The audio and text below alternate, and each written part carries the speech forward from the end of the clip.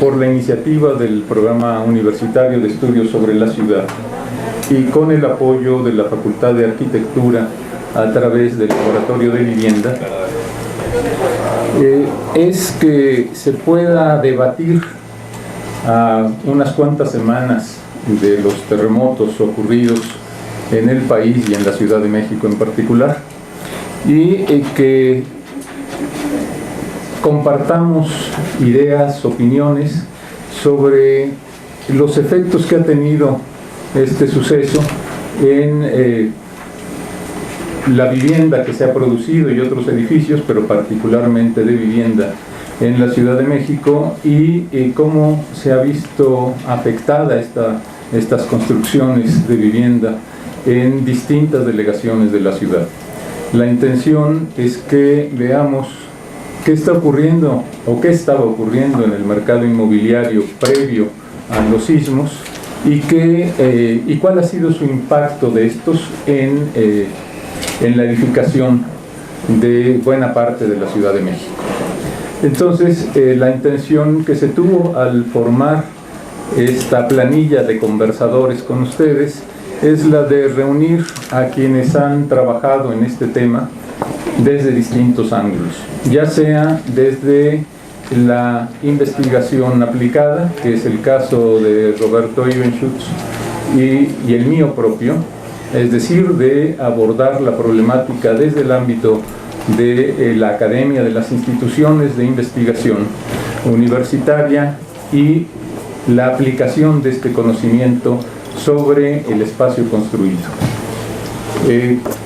Sería largo mencionar cuál es el currículum de Roberto Ibenschutz, por ejemplo, y en conjunto de los aquí presentes, dado que hay una trayectoria de trabajo de varias décadas y trabajando en distintos espacios, ya sea la planificación urbana, ya sea la producción misma de la vivienda, la planeación de la vivienda social, o desde la demanda misma de la vivienda para la población de menores ingresos, y que no ha sido nada sencillo y ha requerido de todo un movimiento social para tener acceso a créditos, a suelo, a soluciones seguras de vivienda. Entonces, mencionaremos por orden en la mesa. Jaime Reyo es un representante del movimiento urbano popular, ha participado en sinnúmero de acciones, de propuestas para que la población de menores ingresos pueda tener acceso a la solución habitacional. Desde la Unión Popular Revolucionaria Emiliano Zapata, la UPRES, y ha empujado junto con los grupos organizados la obtención de suelo en forma legal, la obtención de créditos y la realización misma de la vivienda a través de una producción organizada, de una producción social organizada. Pablo Benlliure, por otra parte, además de ser un profesional que ha trabajado muchísimo en el estudio del mercado inmobiliario, ha participado, por supuesto, en planeación urbana, tiene amplia experiencia, y debo decir que siempre lo consultamos para que nos asesore en programas de desarrollo urbano, en propuestas, estudios de factibilidad para programas habitacionales, y es personaje indispensable para el estudio del mercado inmobiliario, y además muy comprometido con lo que se suele trabajar por los que participamos en este conversatorio, que es luchar de alguna manera por la vivienda social para la población de menores ingresos. Bueno, me presento yo mismo. Yo soy profesor de esta facultad desde hace más de 4 décadas. Me he dedicado a la vivienda, me he dedicado a la planeación urbana, a la investigación, y actualmente, junto con el doctor Ernesto Alba, coordinamos el Laboratorio de Vivienda, que es un espacio de investigación aplicada sobre precisamente vivienda y poblamiento. Bueno, les vamos a presentar dos PowerPoint de, por una parte, lo que se ha trabajado en el trabajo de brigadas en la Facultad de Arquitectura, ya que desde el mismo 19 de septiembre en la noche se decidió por la Rectoría que la Facultad de Arquitectura concentraría el trabajo de brigadas de revisión, de apoyo a la población afectada.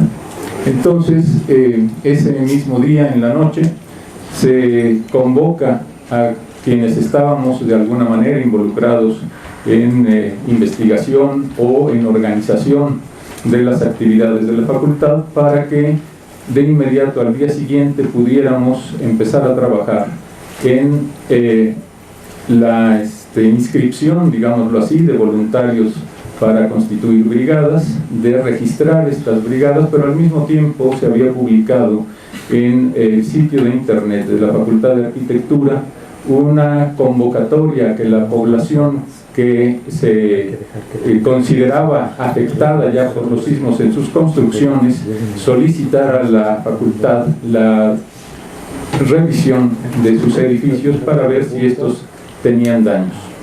Entonces, a partir de eso se inicia este trabajo que todavía sigue en práctica, ya no con todas las brigadas que participaron en las 2 primeras semanas, pero sí manteniendo este trabajo con todas las solicitudes que llegaron a la facultad. Les puedo comentar que en las 2 primeras semanas se recibieron más de 12,000 solicitudes de revisión. Estas solicitudes se canalizaron a las distintas brigadas de trabajo y se trabajó con unos formatos proporcionados por Protección Civil del Gobierno de la Ciudad de México y el formato de Senapred, la Comisión de Atención a Desastres, la Comisión Nacional de Atención a Desastres, y se recibió capacitación para las brigadas para que levantaran la observación que se hacía en los distintos edificios, y esto se recibe en la facultad, se clasifica, se organiza para poder tener un panorama de lo que está ocurriendo. En la imagen que está aquí atrás es lo que se tiene hasta el momento mapeado. Debo decirles que hasta la fecha, una vez que se revisaron y depuraron las bases de datos y se contó con la información recogida y clasificada, en esta imagen satelital están localizadas las concentraciones de las distintas solicitudes que se recibieron, pero sobre todo, en particular, lo que está representado es la captura de información de los reportes de daños que se realizaron con las brigadas. Debo decirles que está actualizado hasta el viernes de la semana pasada, falta incorporar la información que se capturó en las bases de datos del viernes de la semana pasada al día de ayer. Entonces, si pasamos la siguiente imagen, por favor.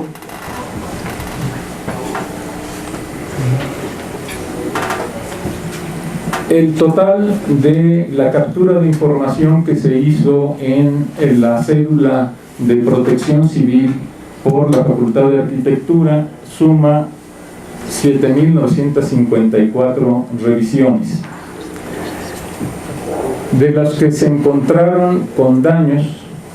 En la siguiente diapositiva podemos ver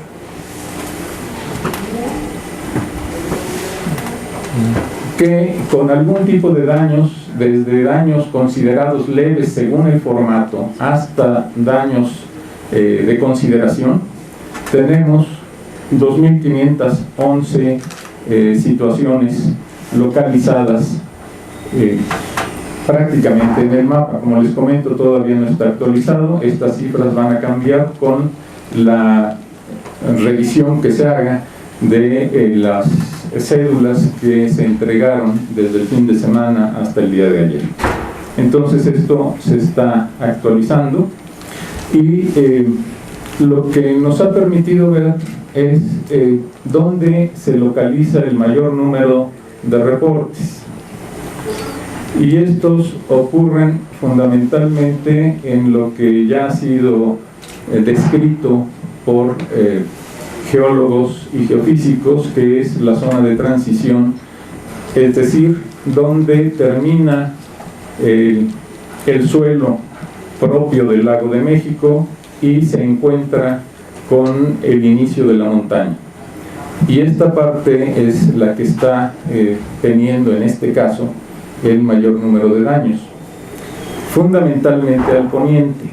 Pero debo decirles que todavía no tenemos toda la información, porque hay otras brigadas que no estuvieron dentro del registro que les estoy mencionando, ocurrido durante las 2 primeras semanas, y estas brigadas venían trabajando de alguna manera en delegaciones como Iztapalapa, y falta incorporar información que llega por otras fuentes de grupos de trabajo que pueden ser o no de la Facultad de Arquitectura, y esto va a enriquecer la información, sobre todo al oriente de la ciudad.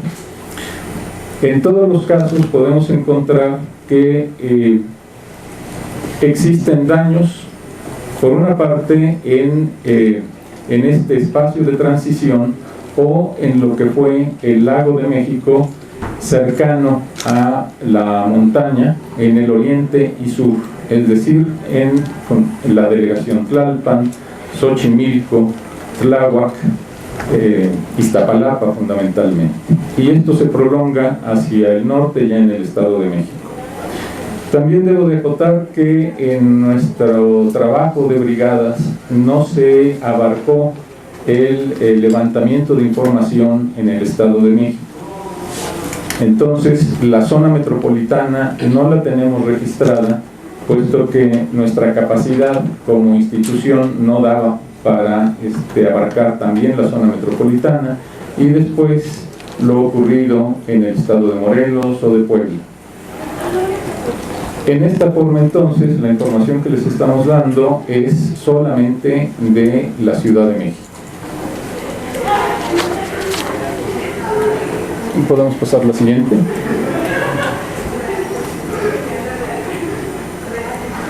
Bueno, aquí entonces en total tenemos 10.455 viviendas, edificios que fueron revisados. Se ha sacado de esta base de datos los edificios públicos, ya que estos, de común acuerdo con el gobierno de la ciudad, se quedó que escuelas, hospitales, oficinas públicas, industrias y demás serían revisadas en otras instancias de gobierno. Nosotros nos hemos concentrado solamente en vivienda. Siguiente, por favor.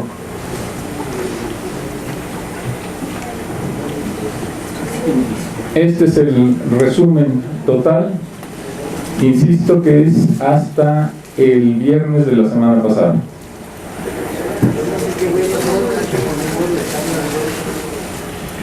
Hay un renglón de datos incompletos debido a que en el momento del levantamiento no es posible tener un resultado con estos documentos que fueron entregados y requerirán de otra revisión. También insistir que no se hizo un dictamen de carácter oficial. Fue una inspección visual llenando las cédulas que se tenían, que era Protección Civil de la ciudad y Senapred. Esta inspección visual lo que da es un prediagnóstico de los edificios, de sus daños, y lo que se ha hecho es que la información de viviendas o edificios de vivienda afectados con algún tipo de daños han sido remitidos al gobierno de la ciudad para que a través del Colegio de Ingenieros y el Instituto de Seguridad de las Construcciones se proceda a una inspección, ahora sí, de carácter oficial, que permita tener el dictamen técnico que pueda definir qué grado de atención se puede dar a la población afectada. Siguiente, por favor.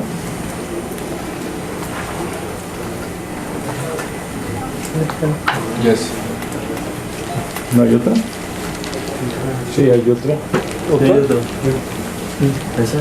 Bueno, esto me parece importante mencionárselos porque se refiere a uno de los productos del laboratorio de vivienda, que es la clasificación de cada una de las unidades censales o AGEP por el tipo de vivienda que mayoritariamente ocupa estos espacios. Y he hecho una referencia particularmente a el sector oriente de la ciudad, porque ya a Pablo y después seguramente Jaime comentarán, pero hemos visto en el primer mapa, que es la imagen satelital donde están concentrados los puntos, que parecería que los daños son fundamentalmente en delegaciones como Cuauhtémoc, Benito Juárez, Miguel Hidalgo, Coyoacán, Azcapotzalco, por ejemplo.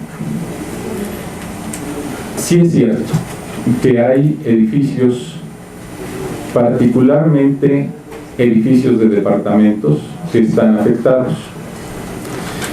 Pero si reunimos la información que comento, todavía falta de agregar más datos sobre la zona sur y oriente de la ciudad, nos vamos a encontrar que proporcionalmente la población mayoritaria está en la delegación Iztapalapa, Tláhuac, Xochimilco y de alguna forma Gustavo Amadero, en donde la proporción de edificios de departamentos es menor y es mayor la proporción de vivienda unifamiliar. Entonces, lo que está aquí clasificado es la tipología predominante, en donde vamos a encontrar pueblos que se han ido conurbando con la ciudad, en la parte sur, por ejemplo, Xochimilco. Vamos a encontrar colonias populares que surgieron de las características típicas del poblamiento que ha ocurrido a lo largo de la segunda mitad del siglo XX y a la fecha, que muchas veces nacen en condiciones de precariedad y que son construidas por sus propios habitantes, la mayor de las veces en forma individual y en una serie de sitios en particular en forma organizada. Entonces se trata de una producción que surgió con vivienda precaria que paulatinamente se va consolidando y mejorando, que paulatinamente va creciendo en sus dimensiones y que van apareciendo ahí ocupantes de una familia inicial que se va multiplicando y dando cabida a varias familias, en tal forma que la mayor parte de la población del espacio de la Ciudad de México está localizada en esta parte oriente de la ciudad. Entonces, si revisamos la afectación que ha tenido por sismo esta ciudad, encontraremos que, por supuesto, lo más dramático puede verse en los edificios en altura que se tienen en las delegaciones centrales y poniente, pero el mayor número de viviendas afectadas y de población afectada está en el oriente. Esto entonces me parece importante porque puede dar oportunidad a que conversemos precisamente en lo que está ocurriendo en la ciudad. ¿Cómo es el sistema, digamos, común de producción de la ciudad que todo el mundo se imagina? Es decir, edificios que se construyen para vender a una población que tiene capacidad para adquirirlos y cómo es la situación de las áreas de la ciudad en donde tenemos población que le costó mucho trabajo tener acceso al suelo y más trabajo producir su vivienda y varias generaciones para conseguir lo que hoy se tiene. De esta forma, entonces, Pablo y Jaime podrán aportar sus conocimientos y experiencias.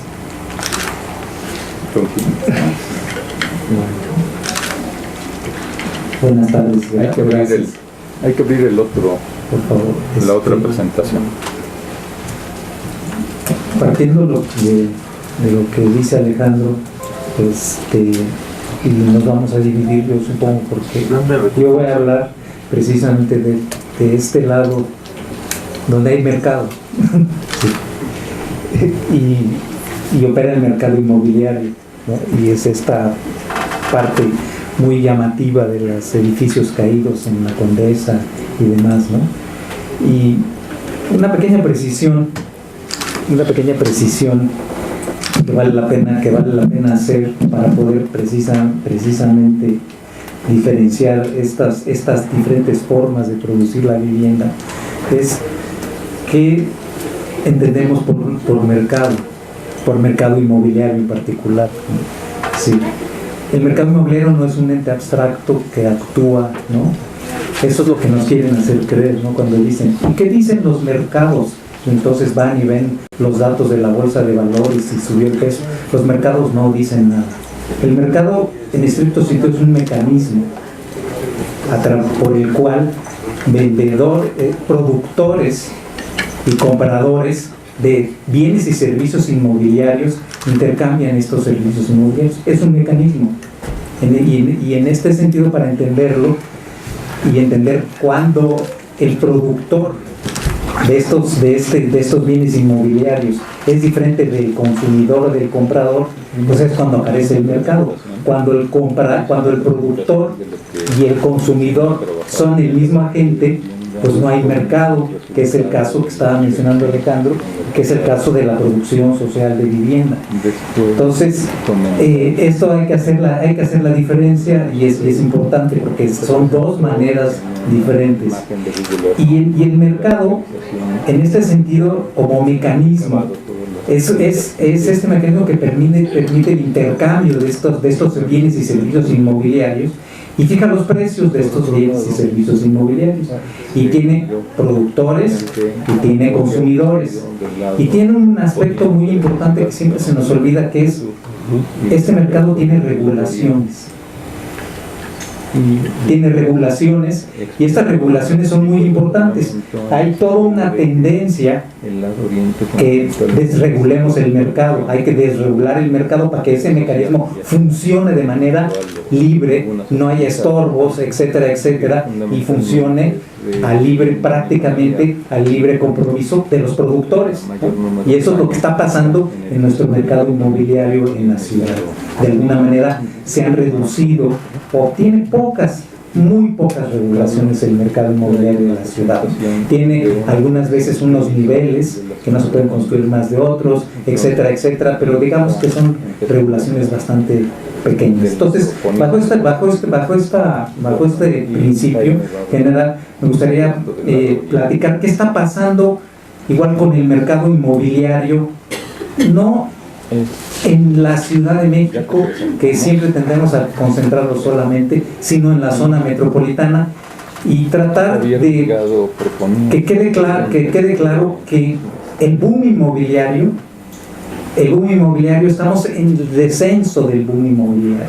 A pesar de que, claro, cuando nos movemos en la del Valle y vemos ahí muchos edificios construidos, pues no estamos viendo el bosque completo. En realidad el boom inmobiliario de la zona metropolitana está disminuyendo, es una burbuja que está disminuyendo drásticamente. Si estamos hablando datos concretos, estamos hablando que por ahí del año del 2000, antes de la crisis del 2009, 2007, 2008, el boom inmobiliario alcanzaba ofertas en la zona metropolitana, es decir, incluyendo Huehuetoca, Zumpango, Tecámac, toda la zona inmobiliaria, alcanzaba cerca de 200,000 viviendas que estaban en oferta. Hoy en día, la oferta de vivienda en toda la zona metropolitana no llega a las 120,000 viviendas. Hay una reducción casi de la mitad de este boom inmobiliario. Y además, la gran mayoría de la oferta inmobiliaria de viviendas, a pesar de que los vemos muchísimos desarrollos en la Benito Juárez y en la Cuauhtémoc, se da en la periferia de la ciudad. La gran mayoría de la oferta inmobiliaria sigue dándose en Huehuetoca, en Zumpango, en Tecámac, en Tizayuca y en el oriente de la ciudad. Ahí es donde realmente se da el boom inmobiliario y es la vivienda más económica. Ahora, sí hay que mencionar, y eso es importante, que hay en términos generales, y eso vale la pena mencionarlo, en términos generales hay un corrimiento, que le llamo yo, un corrimiento hacia la vivienda más cara, es decir, los desarrolladores inmobiliarios en el mercado inmobiliario se están corriendo para vender viviendas más caras, mejor localizadas, ¿no? Y ahorita vamos a hablar de ese tema, es decir, y se concentran fundamentalmente en esta zona donde hubo muchos daños, ¿no? Yo quisiera hacer una mini presentación de esta parte central de la ciudad.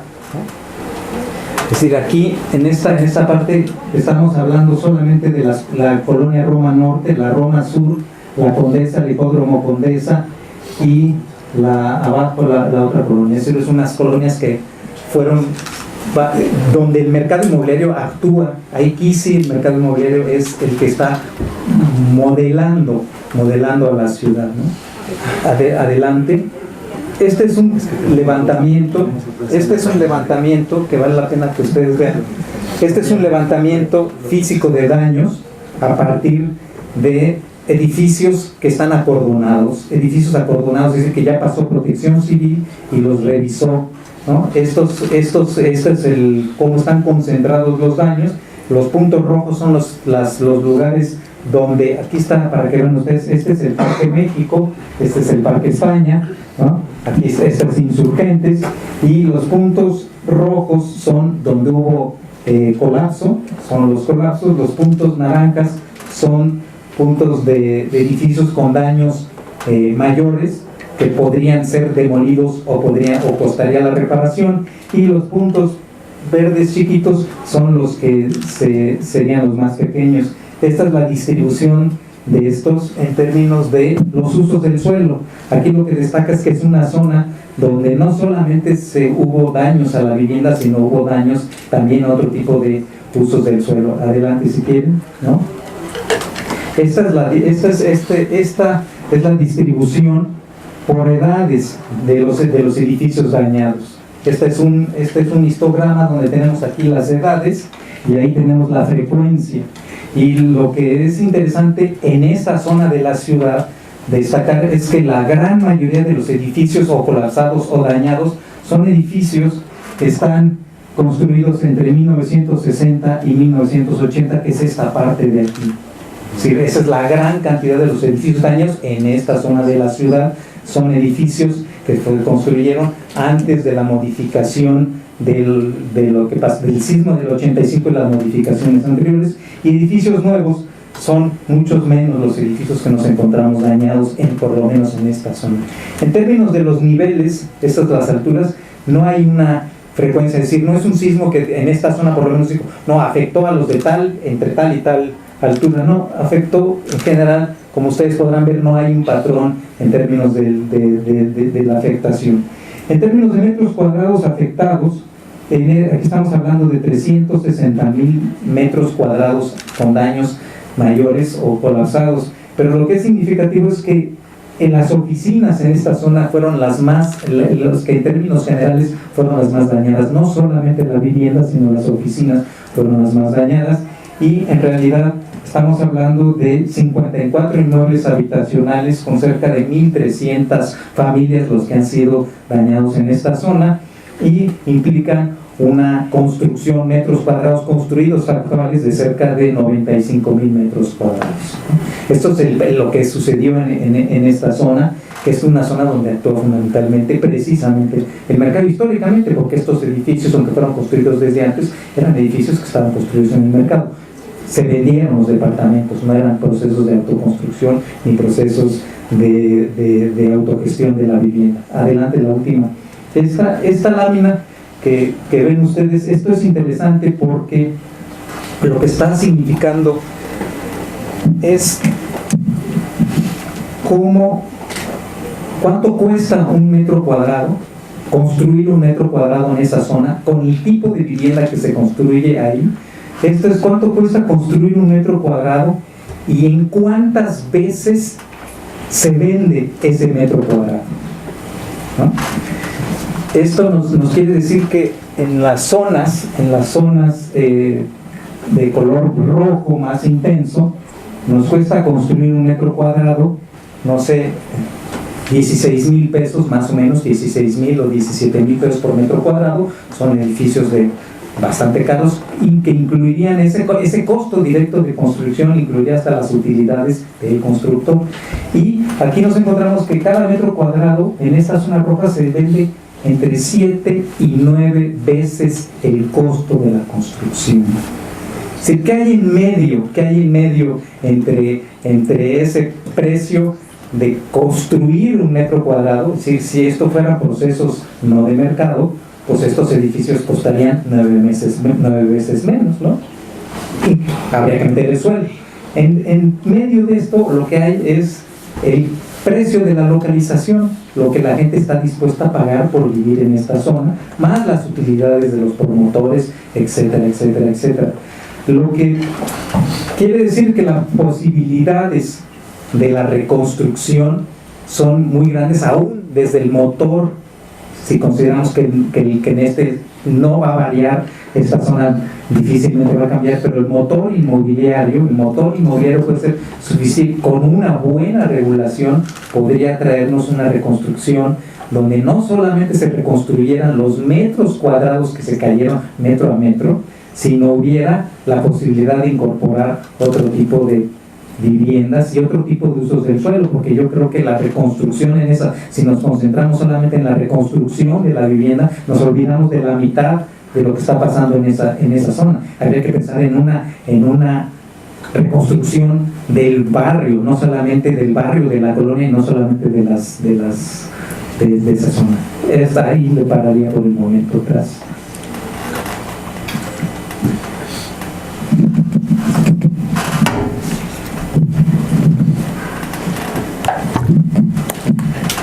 Bueno, pues yo les voy a platicar cómo vemos desde los movimientos urbanos esta situación. ¿Qué pasaba antes de los sismos? Porque hay que pensar no nada más en el del 19, hubo uno el 7 de septiembre que tuvo también sus afectaciones, no de la misma magnitud, pero es una cuestión importante. Una de las cuestiones es todo este proceso de gentrificación que se estaba dando, los desalojos en las zonas centrales, en las delegaciones Cuauhtémoc, Benito Juárez, Venustiano Carranza, etcétera, venían aumentando bastante fuerte a través de la apropiación del capital inmobiliario de los predios, con una serie de maniobras muy fuertes para permitir la bronca del desalojo. Utilizaron dos estrategias, una estrategia jurídica y otra estrategia de intimidación. Muchas familias fueron intimidadas por el capital inmobiliario con grupos de choque. Ustedes conocen todo utilizando los nombres de algunas organizaciones, pero que eran grupos de mafias que se hacían pasar por los propietarios, metían a la gente a los propietarios, a los inmuebles, y luego desalojaban a las propias gentes que se estaban posesionando de los predios para luego dárselos a las grandes inmobiliarias. Entonces esto es muy grave lo que está pasando, porque todas las demandas que hubo, la cuestión jurídica que impulsaba la gente en la cuestión en contra de todos estos grupos no procedía, porque hay toda una mafia de corrupción desde la cuestión de quién los ministerios públicos, de todo, como toda una red para permitir a los inmobiliarios construir. Había gente sola, mucha gente, ustedes saben, en estas colonias hay mucha gente, adultos mayores, hay mucha irregularidad jurídica en los predios, entonces basándose en esta cuestión de irregularidad jurídica, entonces utilizan abogados, despachos, etcétera, para apropiarse. Otra cuestión era, digamos, esto no había ni quien les parara, hubo muchas denuncias y no hubo. Pero la otra cuestión que hacían era la cuestión de los inquilinos. Mucha gente en estas colonias centrales llevan años viviendo en estos lugares, y entonces lo que estaba pasando es que los dueños les daban el derecho al tanto a los inquilinos, porque las empresas, si ven los predios que querían las inmobiliarias, estaban construyendo junto. Por ejemplo, en Puebla, en la calle Puebla había un gran desarrollo inmobiliario, y entonces empezó a comprar los otros inmuebles. La gente llevaba más de 50 años viviendo o rentando en esos lugares, y entonces lo que hacían era, tienen el derecho al tanto, pero tienen 5 o 10 días para decidir si lo compran o no, con precios muy altos. Y entonces el asunto es que la gente dice, bueno, pues ya no puedo tener ese recurso. En algunos casos, por ejemplo en este caso de Puebla, la gente lo que le dijo es, bueno, vamos a comprarlo. Y entonces dijo, pero van a tener que dar más, porque yo ya llegué al acuerdo con la inmobiliaria, y la inmobiliaria ya me dio más dinero. Entonces, digamos, es puro juego, toda la bronca jurídica para hacerse de esos predios. Entonces estaba pasando muy grave. La bronca, se documentó mucho los casos de desalojos, porque muchos de esos casos de desalojos ya ni siquiera seguían el proceso legal de lanzamiento, como le llama la autoridad judicial, sino que el asunto es que utilizaban ya otros mecanismos de corrupción para hacerse de esos predios.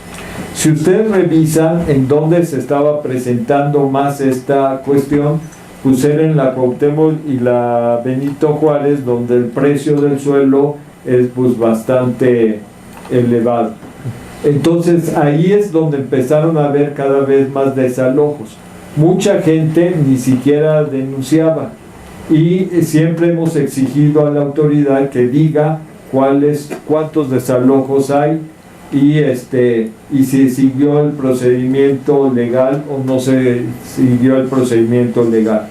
Entonces esto estaba en la zona centro, también en el centro histórico estaba habiendo un proceso muy grave de desalojos, cada vez más fuerte, y ustedes ven que la gente que es desalojada pues es la gente de menores recursos. Por eso este proceso de gentrificación cada vez es mayor, y entonces el capital inmobiliario aprovecha esta situación. Si ustedes revisan, no son las mismas empresas de la expansión de la ciudad, Geo, Ara, Sadasi, Beta, aunque algunas como Urbi o Demec, etcétera, siguen construyendo ahí, sino son nuevas empresas ligadas al capital inmobiliario privado extranjero, las que están haciendo todo este proceso de gentrificación. Muchas veces con exfuncionarios, muchas veces con digamos con gente que conoce toda la cuestión de cómo está el suelo, tiene toda la información de cómo está toda la cuestión jurídica del suelo para apropiarse de este suelo. Bueno, esto es lo que estaba pasando en las zonas centrales en relación a todo este proceso de gentrificación.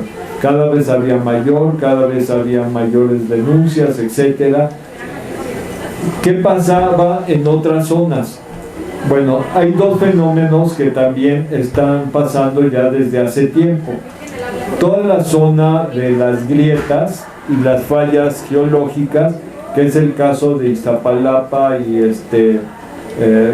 Tláhuac, pues ya venía la cuestión de la afectación. Había más de miles de viviendas afectadas por la cuestión de las grietas. Mucha gente tuvo que salir de esas zonas porque sus viviendas ya no podían. Tenemos el caso, por ejemplo, de Milpalta, donde pasaban unas tuberías de agua potable, fueron afectadas las viviendas. La gente, el sistema de aguas nunca se hizo responsable, no se pagan los seguros, la gente tuvo que regresar a sus viviendas afectadas, y porque hay hundimientos, porque hay problemas de los servicios y porque está toda la bronca de las grietas. Las grietas, por ejemplo, en el caso de Iztapalapa, no son nuevas, ya hay todo un proceso de conocimiento de lo que pasaba en las grietas.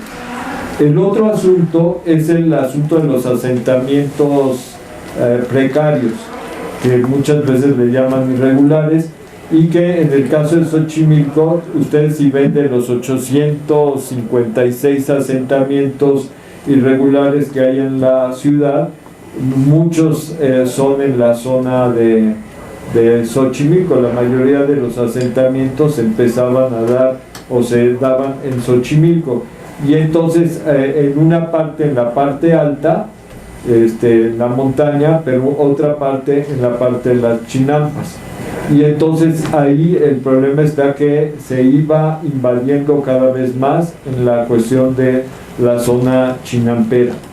Entonces nadie paraba esto, o sea, había mucha cuestión para en lugar del crecimiento. Este crecimiento se deja muchas veces pasar, aunque sean zonas ecológicas, zonas de reserva o zonas agrícolas, como pasa en la cuestión de las chinampas. Entonces, esto es lo que estaba pasando antes de los sismos, que no sé si le vamos a entrar después o lo dejo ahí o de una vez.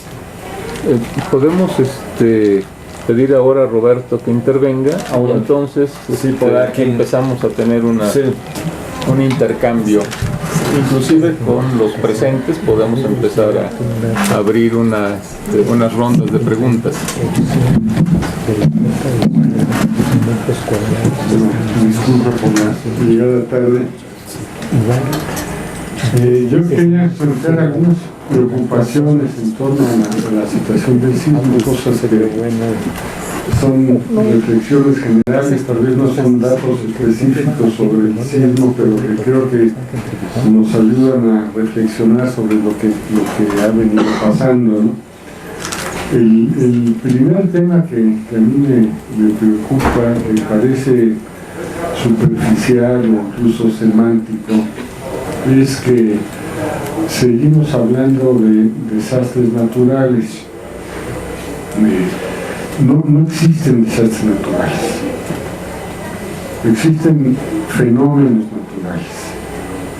El viento que corre, o el hecho de que salga el sol, o que tengamos la noche, o que haya un huracán, son fenómenos naturales.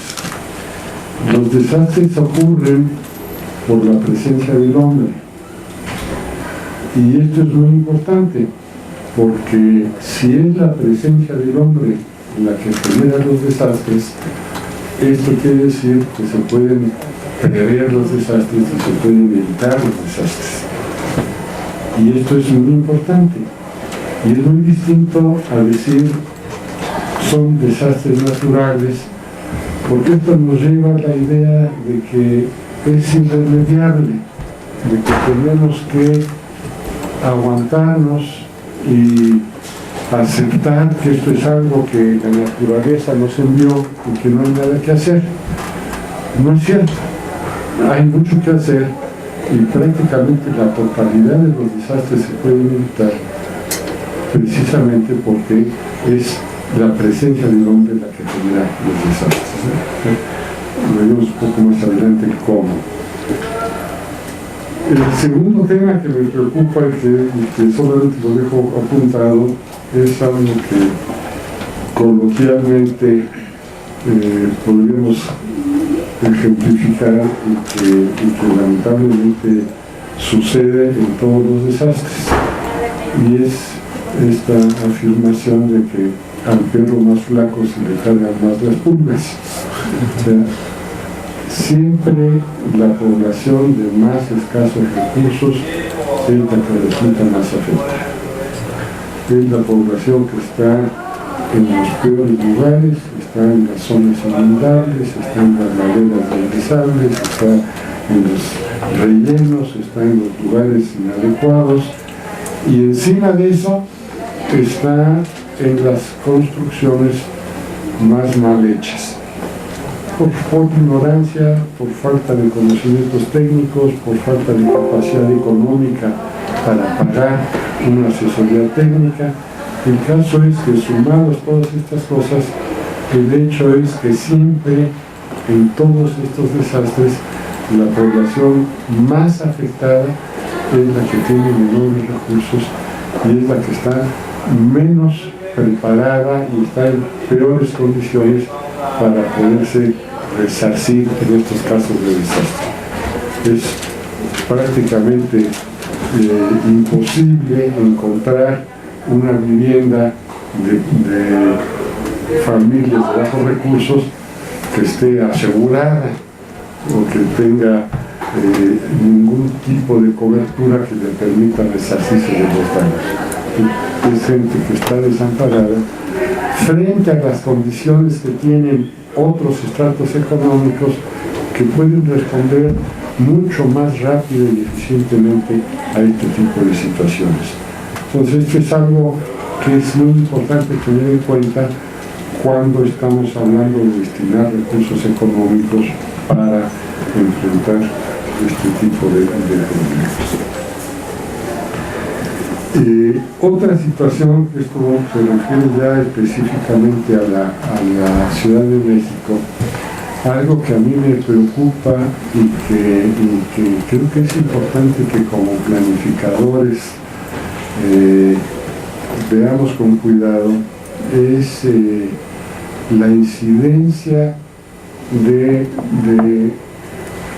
los casos de desplomes y de fallas de los edificios. Yo voy a decir que la totalidad, casi sin excepciones, de los edificios colapsados y los edificios dañados están en la franja que llaman los geólogos de transición, que es esta zona entre el lago, que es, curiosamente, el lago tiene condiciones peores de suelo, de cimentación, y la parte dura. Bueno, hay una franja de transición, esta especie de playa. Bueno, es en esa playa en donde están todos los edificios colapsados. Es una franja que va de norte a sur, más o menos entre Insurgentes y Calzada de Tlalpan, un poquito más allá de los dos lados, pero es muy notorio y casi no hay excepciones. Algunas excepciones que se dan al nororiente y también al suroriente están también sobre la zona de transición que rodea al lago. Entonces, esto hace evidente que hay que tomar medidas especiales en esta zona. Tendremos que ver qué dicen los geólogos, qué dicen los especialistas de mecánica de suelos, pero esto tendrá que reflejarse en la normatividad. No podemos seguir otorgando usos del suelo y permitiendo construcciones indiscriminadamente en toda la ciudad cuando vemos que que hay ciertas zonas de la ciudad que son particularmente afectadas en casos de sismo. También es curioso ver cómo la situación antes del 85 y después del 85, Pablo nos señalaba unas gráficas en donde se plantea que la mayoría de los inmuebles que colapsaron son inmuebles construidos antes del 85. Yo diría, antes del 85, teóricamente, toda la ciudad debió haber desaparecido, porque las normas de construcción eran inferiores a la magnitud del sismo que se tuvo en el 85. Afortunadamente esto no sucedió, el daño fue muy grande, pero no fue tan grave como para que desapareciera toda la ciudad, aunque la normatividad no lo contemplaba. En el caso posterior al 85, y aunque son pocos, pero hay edificios que colapsaron construidos después del cambio de las normas. Y en este caso la cuestión sería exactamente al revés. Teóricamente, ninguno de estos edificios debiera haberse caído, porque estaban construidos con una norma que tiene márgenes superiores a la magnitud del sismo que tuvimos hace varios años. Entonces, estos edificios que se colapsaron, construidos de acuerdo con la nueva norma, tienen que ser sujetos de un análisis muy cuidadoso. En estos casos, solo puede haber dos razones. Una, que, y esto tiene que ser producto del análisis, del estudio cuidadoso de qué fue lo que pasó.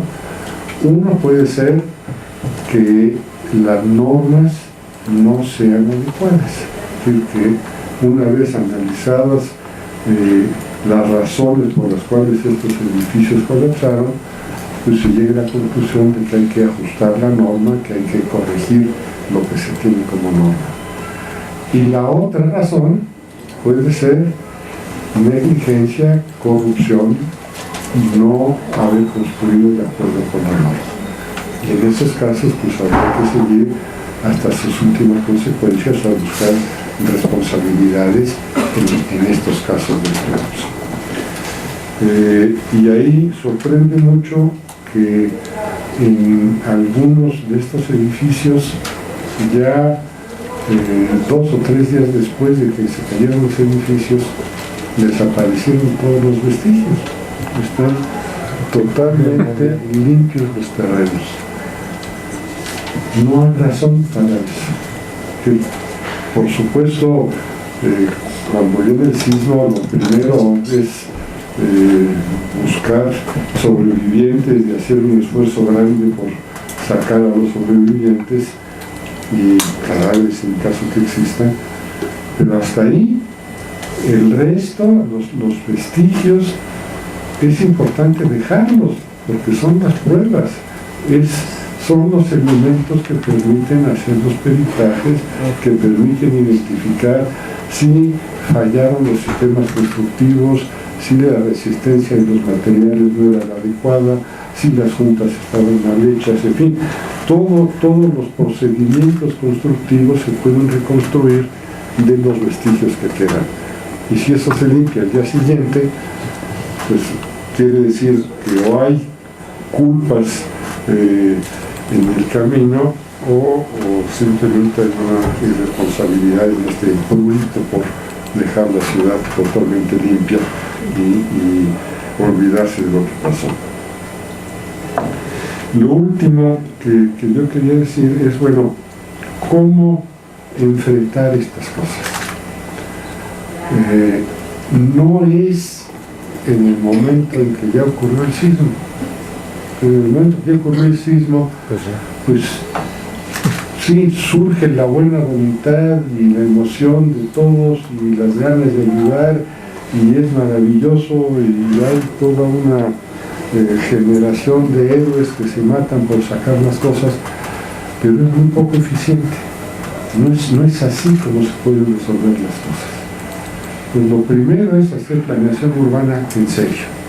O sea, cosas como este asunto de la franja, tenemos que ver con cuidado en los planes de desarrollo urbano qué hacer con esa franja, qué se vale y qué no se vale construir ahí, con qué intensidad, con qué niveles, con qué tipo de usos, con qué previsiones. Pero también, suponiendo que revisemos los reglamentos de construcción, que revisemos los planes y que ya no se construya nada que pueda caerse en un sismo, también tenemos que planear el qué hacer cuando ocurra un sismo. No podemos esperar a que la buena voluntad trate de organizarse. Todo lo que se ha hecho de protección civil es muy bueno. Qué bueno que ya podamos salir de los edificios en menos de un minuto. Eso puede salvar muchas vidas. Pero no basta. Tenemos que organizarnos para saber cosas tan elementales como cómo dirigir el tránsito, saber qué calles deben dejarse libres para que circulen las ambulancias. Tenemos que saber en qué sitios debe haber zonas en donde se concentren los servicios, cuáles pueden ser centros de acopio, en qué lugares puede haber edificios que puedan funcionar como albergues. Y todo esto debe conocerlo la población, y tiene que haber capacitación formal para estas cosas. Digamos, todos estos ejércitos de jóvenes entusiastas deben canalizarse ese entusiasmo a formación sistemática en cursos formales normales, previos a los sismos, para que la gente pueda reaccionar ordenadamente y no perder estos minutos valiosísimos que son inmediatamente después de que sucede el sismo. En esos minutos, tal vez 2 o 3 horas después del sismo, es cuando se pueden rescatar heridos, cuando puede haber todavía vidas por salvar, y si en esos minutos se trabaja eficientemente, pues el daño va a ser mucho menor. Pero para eso hay que prepararse mucho antes, no basta con la buena voluntad. Y bueno, finalmente el tema de la reconstrucción. Yo le quitaría este asunto del re, igual que cuando hablamos de la redensificación hay que quitarle el re. Es decir, estamos hablando de construcción, no se trata de volver a estar como estábamos, porque estábamos muy mal, se trata de estar mejor de como estábamos. Entonces hay que aprovechar el sismo para que las cosas no estén tan mal como estaban antes. Entonces aprovechemos la situación para pensar bien lo que vamos a hacer y que tengamos una mejor ciudad de la que teníamos antes. Así es. Gracias, Roberto. Les voy a pedir que si quieren hacer algún comentario extra antes de pasar a preguntas de nuestro público, puede haber cosas que quedaron olvidadas por ahí. Entonces, Pablo. Pues, yo había notado lo que decías tú, Roberto, es decir, es reconstrucción. Pues no, hay que aprovechar precisamente, como veíamos, decir, oye, y además no verlo desde la perspectiva de cada edificio que vamos a reconstruir, ¿no? Sino del barrio, de la ciudad, de la colonia, donde puedas tener mejores condiciones de equipamientos, de lugares, etcétera, etcétera, ¿no? Pero bueno, ya lo dijiste. Y el otro tema, un poco lo que decía Jaime, de la gentrificación, pues un poco del impacto del mercado inmobiliario, así como agente extraño, sí es un poderoso agente de gentrificación, no el mercado, sino los agentes del mercado. El mercado es un mecanismo, ¿no? Que son los que gentrifican con miles de mecanismos, ¿no? Y esta gente, ¿a dónde se está yendo esta gente? Esta gente se está yendo, y le estaba contando un dato, es decir, con Alejandro hicimos un estudio de suelo disponible en la Ciudad de México de cierto tamaño, y resulta que la mayoría del suelo que estaba en oferta estaba en la zona de conservación. El 72% de los metros cuadrados que se estaban vendiendo en ese momento, creo que hace 6 meses, estaban en la zona de conservación, y era 10 veces más barato ese suelo que el suelo que estaba en la zona urbana. Y ahí se está yendo la gente se está yendo a estas zonas de conservación, y ahí se puede instalar como puede, ¿no? Pero además yo creo que provocan, es decir, esta ocupación de las zonas de conservación pues provoca fenómenos complicados como la reducción de la recarga acuífera del sistema, de todo nuestro sistema hidráulico, de todo el sistema de la Ciudad de México, y que además parte muy importante de las grietas que se generan en la ciudad es porque le estamos extrayendo mucha agua, ¿no? Y a la hora que le extraemos el agua al subsuelo, lo que hacemos es lo agrietamos, y entonces las grietas sí son un fenómeno muy importante que afecta a la hora de los sismos, ¿no? Entonces el tema es cómo trabajamos este tema, ¿no? Es decir, no podemos seguir permitiendo que se siga gentrificando la ciudad. A lo mejor sí es la ciudad que se daña, etcétera, pero no, tenemos que encontrar los mecanismos y las políticas que permitan evitar la gentrificación que se está dando. Es decir, obviamente pobres gentes sí tienen el derecho de comprar un departamento, pero el departamento les cuesta 100 años de salario del que tienen, pues no lo pueden comprar, ¿no? Bueno, yo quisiera comentar qué es lo que está pasando, y yo creo que una de las cosas que tenemos que ver es que replantearnos qué ciudad es la que queremos. O sea, porque desde hace rato venimos discutiendo cuál es la ciudad y para quién. ¿Es una ciudad para todos o nada más para unos cuantos? ¿Es una ciudad para el capital? ¿Sí? Y que esa es la política que se está impulsando. Y todo este proceso de la reconstrucción que están impulsando el gobierno, tanto federal como local, el asunto es que están haciendo una reconstrucción para el mercado nuevamente, y están adelantando todos los procesos. Ni siquiera hay un diagnóstico claro, y ellos ya están dando créditos, ya están, por ejemplo, si ven su ley de reconstrucción, rehabilitación y transformación de la ciudad, no sé qué quieren decir esto de transformar la ciudad, pero si tú lees la ley que acaba de mandar el jefe de gobierno, pues tiene que ver con, primero, no aceptan ni damnificados, habla de afectados, o sea, esa es una cuestión, habla de puros créditos y no hay subsidio. Entonces, ¿quién va a poder pagar los créditos, digamos, que están planteando? Digamos, lo que están planteando es que ahora haya más niveles para que entonces los pobres puedan vivir, porque entonces le vas a dar más niveles a las constructoras para que construyan ahí. ¿En base a qué? Si no hay todavía peritajes claros de qué es lo que hay que hacer, sino lo que ahora les están diciendo, tú puedes construir el 35% más para arriba.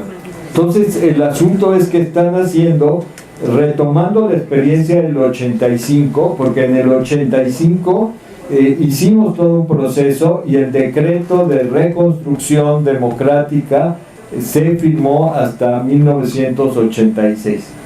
Con muy pocas cláusulas, pero se pudo hacer mucho para la ciudad. Se construyeron más de 45,000 viviendas, se reconstruyeron hospitales, se hizo muchas cosas. Hubo mayor afectación en el 85 que hoy, Pero una de las cosas que es grave es que no toman en cuenta a nadie. Hacen su proceso, sus leyes, sin tomar en cuenta ni a la academia, ni a la sociedad civil, ni a los damnificados, ¿sí? Y entonces, digamos, le podemos quitar la palabra reconstrucción y ponerle construcción. El mapa de riesgos, no sé si lo vieron, el que acaba de sacar, pues vale la pena revisarlo muy bien, porque el problema de los riesgos, hay muchos riesgos en la ciudad. Por ejemplo, ahora con el sismo, lo que pasó es el gas natural. Hubo evacuación de gas natural, porque se rompieron la tubería, y entonces ese es un riesgo. También hubo riesgos por industrias químicas que se cayeron y tuvieron que evacuar a la gente. O sea, hay una serie de riesgos. Valdría la pena que hiciéramos un proceso participativo para que los mapas de riesgo pudieran ser manejados por la propia gente. Porque cómo la gente se va apropiando de todo este proceso, pues en su propio territorio y en su propio barrio. Digamos, hay muchas cosas que podemos hablar de lo que ellos están pensando en la reconstrucción de la ciudad, y por eso creo que es muy importante como discutir cuál es la ciudad que queremos. La ciudad es muy compleja, en cada lugar hay condiciones muy diferentes, no es lo mismo la zona centro que la zona de Iztapalapa. La bronca de las grietas y las fallas son miles de familias, o sea, son muchísimo más familias, pero toda la bronca mediática estuvo en los edificios que se cayeron. Y el problema está de todo lo afectado en la zona más pobre de la ciudad. ¿Quién va a reconstruir todo? ¿Se tiene que volver a reconstruir ahí? ¿O cómo hay que reconstruir? Es una cuestión de investigación, de cuestión que hay que verle. Entonces yo creo que una de las exigencias que estamos haciendo al gobierno de la ciudad es que tiene que tomar a todos los actores y que se haga un proceso y un acuerdo de reconstrucción como se hizo en el 85. Mientras no haya eso, o sea, lo único que están pensando es que va a ser una reconstrucción de acuerdo al intereses del capital inmobiliario, que tendría que participar, pero de una manera diferente y no de una manera en donde impongan todas las cosas y entonces tengamos que cada vez va a haber mayor conflicto. Hay mucho descontento, no sé si lo han visto, en la gran mayoría de la población y en los damnificados por todo este tipo de cuestiones. Los recursos es también una cuestión importante. Los recursos, ¿cómo se van a manejar?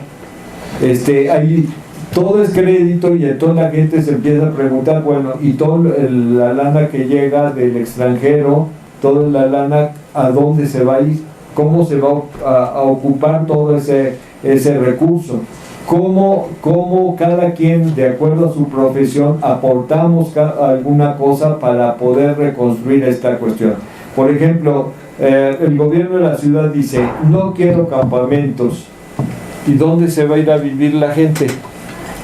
No sé si se acuerdan, en el 85 hubo albergues y entonces construyó otra alternativa. Los 3,000 pesos de renta por 3 meses no ayuda para nada a la gente, porque la gente se lo gasta en otra cosa. Entonces, si no va a haber, ¿dónde va a vivir toda la gente? ¿Dónde va a guardar la gente sus cosas? No sé si se acuerdan, hubo almacenamiento en el 85, bodegas donde la gente provisionalmente tenía todas sus cosas que tuvo que sacar de sus casas. La bronca, otra de los aspectos es que el gobierno dice, ya pasamos la emergencia, y nosotros pensamos que no ha pasado la emergencia.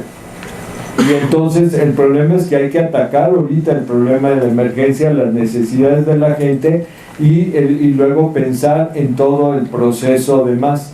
Entonces, digamos, sería muy importante revisar lo que están planteando tanto el gobierno federal como el gobierno de la ciudad y cómo se liga a eso. Porque el problema ahora es que los recursos de FONDEP no se pueden utilizar. Una serie de situaciones de contradicciones que existen. Y el problema de eso de darle a la gente nada más las cosas, que eso es lo que pasó con las despensas y todo lo que se llevaba. O sea, la gente dice, pues sí, dennos todo lo que venga. El problema es cuál es la necesidad, a dónde se va a ocupar, etcétera. Hubo mucha solidaridad, pero de repente ya había exceso en algunos lugares, exceso y otros que no tenían. Entonces sí sería muy importante planear todo ese proceso para que no exista. Igual el problema en los recursos. Nosotros por eso planteamos que hay muchas experiencias en la ciudad de programas que ayudan a la gente a organizarse y a utilizar los recursos adecuadamente. Tanto el programa de mejoramiento de vivienda, que fue una experiencia impulsada por muchos de los que estamos aquí, el programa de mejoramiento barrial, que maneja la propia gente sus propios recursos, puede utilizarse de esa manera porque ayuda también a recomponer el tejido social. El tejido social está grueso, ya hay hasta robos en los centros de acopio de damnificados, ¿no? Entonces tú dices, o en las carreteras, ¿no?, que se roban los acopios. Entonces el problema es cómo recomponemos todo y todos, entre todos, cómo pensamos la ciudad que queremos. Bien, antes de pasar de nuevo el micrófono para otros comentarios que haya dejado en la cartera Roberto, yo lo que quiero comentarles, que no lo toqué en la primera intervención, es un aspecto que Roberto ya lo estaba poniendo sobre la mesa, y es el que tenemos que propugnar porque se reconozca la necesidad de una planeación del territorio urbano mucho más abarcante que lo que se maneja, que al final de cuentas se concentra en definir una serie de zonas con usos de suelo, intensidades de ocupación del suelo, etcétera, pero que se está olvidando de qué pasa con la población en términos de cómo se multiplica, y esta población no es tomada en cuenta en el marco actual de planeación referido a, bueno, la población de la delegación Iztapalapa va a crecer de manera natural, o por la migración que puede haber interna en la ciudad o en la zona metropolitana, y dónde se les va a poner.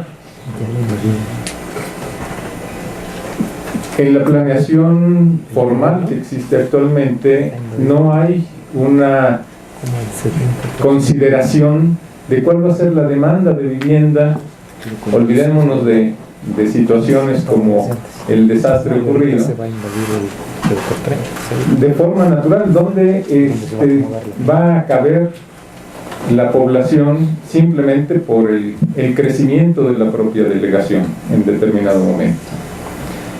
No existe una planeación de vivienda, es un subcapítulo eventualmente en el ordenamiento del suelo urbano, pero nunca se sabe en dónde se va a colocar, porque no existen reservas territoriales. Simplemente se ha dejado hacer. Entonces tenemos que pelear porque se tome en cuenta esto, porque al final de cuentas la vivienda es la que ocupa la mayor parte del suelo de una ciudad, y de esta en particular. Entonces no hay alternativas, y de ahí que vayamos viendo antes del terremoto cómo se van invadiendo zonas que antes eran exclusivamente de una población de ingresos bajos y medios, como lo que comentaba Jaime, porque la gentrificación, que el término no me es muy satisfactorio, pero bueno, la gentrificación también llega a las colonias populares. Entonces tenemos que reflexionar sobre esto, y tenemos que propugnar porque se tome en cuenta en la toma de decisiones de una política de futura ciudad. lo dejo ahí, pero Roberto en este momento ya libre. Bueno. Sí, un par de cosas. Expulsión de pobres sobre planeación, que comentaba Alejandro y también Pablo y Jaime. Lo que ha sucedido en los últimos años y que es muy grave y que ha pasado sutilmente, casi desapercibido, es que han cambiado el orden de los factores. Antes, por lo menos se procuraba que la planeación fuera por delante de los problemas, o sea, que el plan sirviera para que se diera un orden previo a las acciones de los particulares. Hace ya un buen número de años la situación es al revés.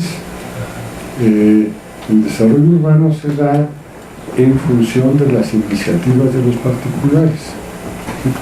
Cualquier particular que tenga interés de hacer un desarrollo, donde quiera que éste sea, hace su propia iniciativa, propone sus usos del suelo, propone su delimitación y va armando su rompecabezas, que es un rompecabezas sin pies ni cabeza, ¿no? Es un rompecabezas que nunca casa, porque está hecho desde la lógica de los particulares. Entonces, este orden de los factores se ha roto y el gobierno ha perdido la conducción de la planeación. Entonces, esto es algo que hay que recuperar y hay que cambiar para que realmente se pueda tener el control y esta emisión de los certificados de uso del suelo tenga sentido, porque si es a solicitud y en función de los intereses de los particulares, pues no tiene ningún sentido. El otro tema que es fundamental si queremos actuar sobre el tema, y Pablo hizo una exposición muy amplia de cómo funciona el mercado inmobiliario, que es el que realmente está definiendo el crecimiento de las ciudades, pues tenemos que intervenir en el mercado inmobiliario. No hay otra. No hay posibilidades de poner orden en la ciudad si pensamos que como norma, así casi como principio fundamental, hay que respetar el mercado. Si tenemos que respetar el mercado y dejar que el mercado funcione como le parezca, pues olvidémonos de la planeación. Son absolutamente incompatibles. Si queremos hacer planeación en serio, tenemos que entender que hay que intervenir en el mercado inmobiliario.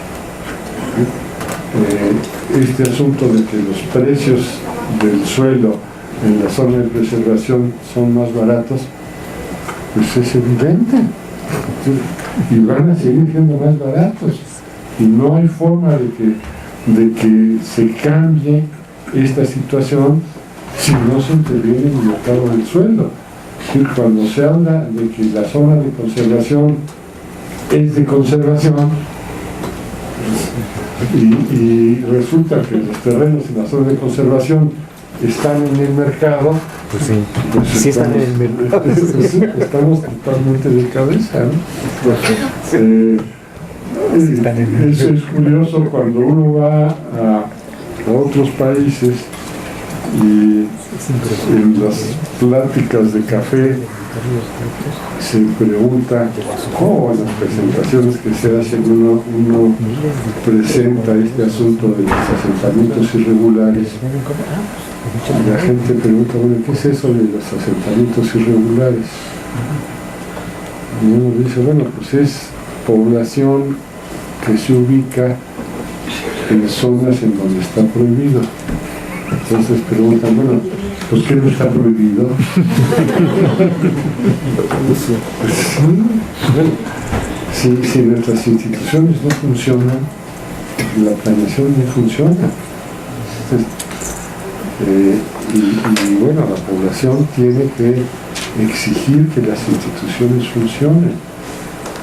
Estos mecanismos de recurrir a la irregularidad y ser permisivos por la irregularidad, porque una parte de la población no tiene acceso al mercado formal, pues es una salida política muy fácil, pero que es muy costosa para la gente que tiene que vivir en la irregularidad, en lugar de que se intervenga en el mercado del suelo y dentro de la ciudad construida se establezcan espacios en donde la gente de bajos recursos pueda vivir a costos que pueda pagar con sus recursos. Esa es la función del Estado. Lamentablemente no estamos cumpliendo con el acuerdo. Gracias, Roberto. Bueno, podemos abrir una ronda de preguntas y comentarios. Beatriz, acá pide la palabra, después sigue la compañera, después el compañero. Entonces empezamos con Beatriz. Buenas tardes, soy Arturo de la Rosa, aquí de la facultad. Mi pregunta es respecto a lo que nos comentó el maestro Pablo en cuanto a la extracción de mantos y el agrietamiento, que nos lleva a un fenómeno pues también latente, que es el hundimiento diferencial de la ciudad. Entonces, obviamente esto fue y es factor en el caso del sismo. Mi pregunta es cómo es o se puede contrarrestar este fenómeno y cuáles son las posibles soluciones.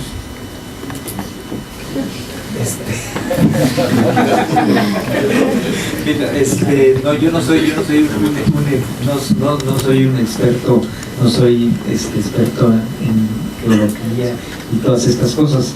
Efectivamente, la extracción de agua por el tipo de subsuelo hace que se hunda y que por las condiciones se agriete a la hora que le sacas el agua, ¿no? Ahora, ¿cómo se puede contrarrestar? Pues con un equilibrio ecológico, sacando lo mismo que se está inyectando por las zonas de recarga acuífera, ¿no? Esa sería la primera solución, ¿no? Es decir, o reinyectar el agua, utilizar, no tirar todo el agua de lluvia al drenaje de aguas negras, ¿no? Es decir, nuestra ciudad junta todos los drenajes, en lugar de utilizar el agua de lluvia para reinyectarla, la sacamos del valle, pero digamos, yo creo que hay la UAM, Iztapalapa tiene todo un sistema de pozos de inyección, etcétera, pero es un riesgo que amplifica el sismo, ¿sí?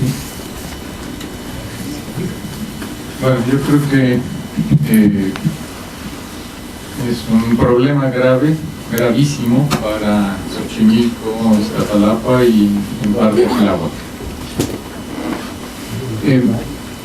Bueno, por supuesto, para toda la ciudad, pero en el caso de grietas, que era lo que se comentaba. Bueno, debo decirles que con esta situación de emergencia se ha establecido un trabajo coordinado con el Instituto de Geofísica de la UNAM y se está tratando de establecer un mapa común de la situación de riesgo por agrietamiento en Xochimilco, Tláhuac e Iztapalapa. Y la intención es poder compartir la elaboración de un mapa de agrietamientos junto con sondeos que ha venido haciendo desde antes de los sismos el Instituto de Geofísica. Y la intención pues es tener un diagnóstico o por lo menos una aproximación al comportamiento que estos agrietamientos han venido teniendo y que ya desde antes de los sismos se manifestaban. Concretamente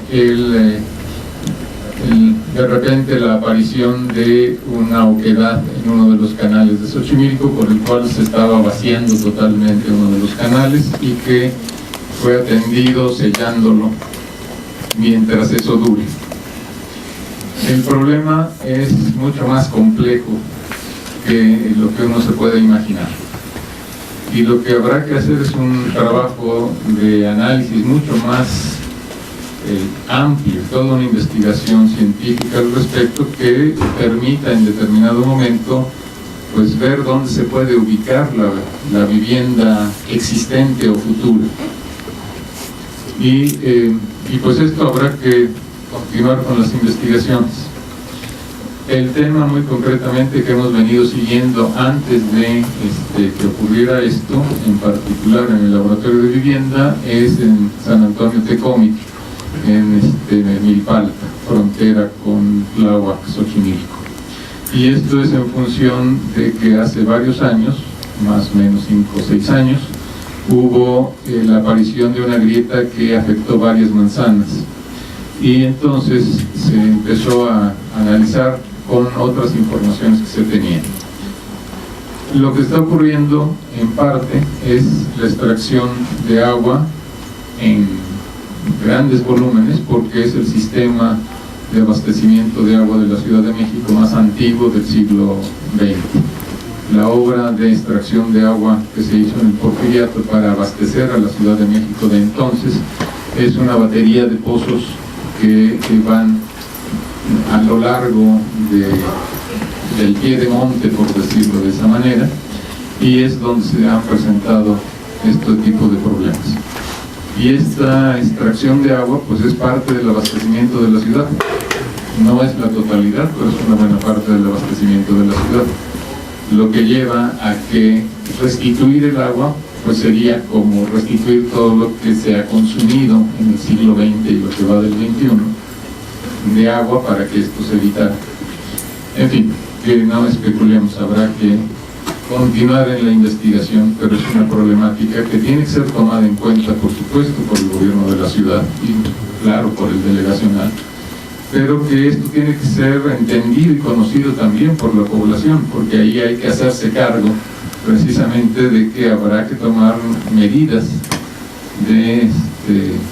para evitar que se construya sobre las partes que ya tienen daños muy específicos. Sobre eso yo quería insistir, digo, además de estas medidas importantes que ya se comentaban, hay que pensar a otra escala, ¿no? Es decir, no se trata solamente de, digamos, haciendo caricatura de resanar las grietas para poder construir encima. Se trata de ver qué podemos hacer de fondo. Y de fondo lo que tenemos que hacer es ser conscientes de que vivimos en una zona vulnerable. Y eso va a seguir siendo para el resto de la historia. No se resuelve con ninguna medida técnica. Eso va a ser así para el resto de la historia. La ciudad está ubicada en una zona vulnerable, no solamente por las cuestiones de sismo, sino por los movimientos, por el problema de la falta de agua, la combinación del agua con el subsuelo. Es vulnerable. Estamos rodeados de volcanes, afortunadamente todavía ninguno ha señalado situaciones graves, pero también podría darse. El tema es no le metamos más presión innecesaria a la ciudad. La ciudad tiene su dinámica propia. Afortunadamente ya lo que era el Distrito Federal, lo que es la Ciudad de México, ha dejado de crecer, está estabilizada su población. Los municipios metropolitanos todavía siguen creciendo. No le metamos más elementos para que crezca. ¿Qué necesidad tenemos de meterle un aeropuerto de 6 pistas en el lago? Todas estas nuevas obras importantes de grandes inversiones generan otras inversiones alrededor, generan actividad económica, generan nueva migración, nueva población, y eso es lo que menos necesita la ciudad. Entonces, tengamos cuidado de ser conscientes de que estamos en una zona vulnerable y mantengamos la ciudad. Sí, habrá que invertir en mantenimiento y en escuelas y en infraestructura, en fin, que hacer que la ciudad viva, pero no que se generen nuevas actividades importantes, porque esto simplemente nos va a hacer que hagamos más grande el problema que no tenemos. Gracias. Bien, si no hubiera otra intervención, pues daríamos por concluir esta sesión. Para nosotros ha sido pues, muy satisfactorio poder tener una audiencia como la que aquí está presente, pero que también está presente en otra aula porque estaban ocupando todo el pasillo y no podían participar. Afortunadamente se pudo abrir otra de las aulas para que pudieran verlo aunque sea a distancia.